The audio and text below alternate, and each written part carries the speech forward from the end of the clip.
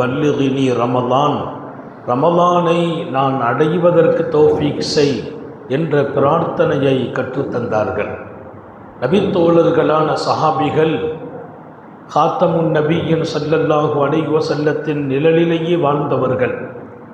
ரமலானுக்கு முன்பே தயாராகி கொள்வார்கள். ரமலானுக்கான காரியங்களிலே ரமலானில் நீண்ட பயணங்களை தவிர்த்து கொள்வத காரியங்கள் உட்பட ரமலானின் நோன்புக்கு தடங்கள் வராமல் உடலை பேணுகிற பக்குவங்களையும் அந்த பெருமக்களின் வழியே நமக்கு செய்திகள் கிடைக்கிறது. ஆக ஒரு எதிர்பார்க்கப்பட வேண்டிய காலமாக ரமலான் இருக்கிறது. ஏனென்றால் மனிதனின் மொத்த வாழ்க்கையையும் அல்லாஹ் சரி செய்கிற காலம். இன்னொரு பக்கம் எல்லையில்லாத அருள்களை பொழியும் காலம். நம்முடைய வாழ்க்கையில் நடைபெற்ற குற்றங்கள் குறைகளை மறைத்து மன்னிக்கிற காலம். அல்லாஹ் நமக்கு தௌஃபீக் செய்வானாக. குற்றங்கள் குறைகளை மறைத்து மன்னிக்கிற காலம். காத்தமுன் நபியின் ஸல்லல்லாஹு அலைஹி வஸல்லம் ரமலானை அப்படி விவரிப்பார்கள்.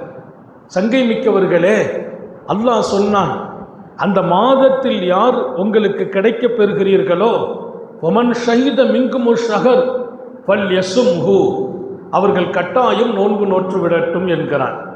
அப்படியானால் நோன்பு என்பது காரணங்களை சொல்லி விடப்படக்கூடாது.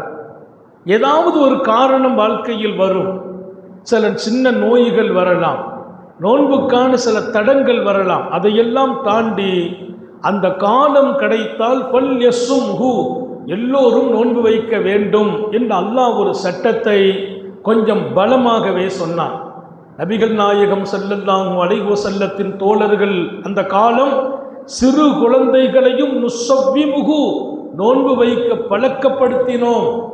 வீடுகளிலே குழந்தைகள் 4-5 வயதுக்கு உட்பட்டவர்களையும் நோன்பாளிகளாக நாங்கள் ஆக்கினோம்.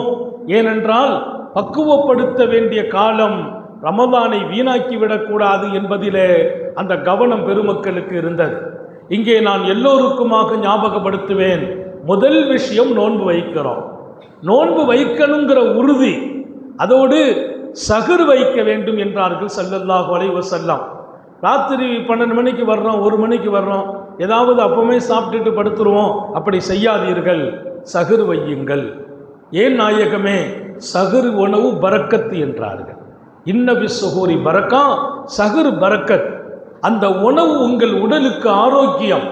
சாப்பிட முடியல, ராத்திரி சாப்பிட்டோம், பிந்தி தான் சாப்பிட்ருக்கிறோம், வியாபாரத்தில், கடையில், பஜாரில் போயிட்டு லேட்டாக வந்தோம், பரவாயில்லை, 1 மிடர் பால் குடிக்க மாட்டீர்களா என்று கேட்கிறார்கள்.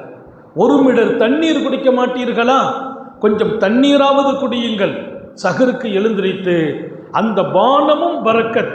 பரக்கத்தினால உடம்புக்குள் இருக்கிற நோயை குணமாக்கிடும்.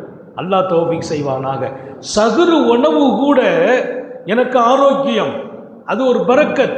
என் வியாதியை சுத்தப்படுத்துகிற உணவு, அதற்காக அந்த நீங்கள் வாய்ப்பாக பயன்படுத்துங்கள் என்றார்கள் காத்தமுன் நபியின் ஸல்லல்லாஹு அலைஹி வஸல்லம்.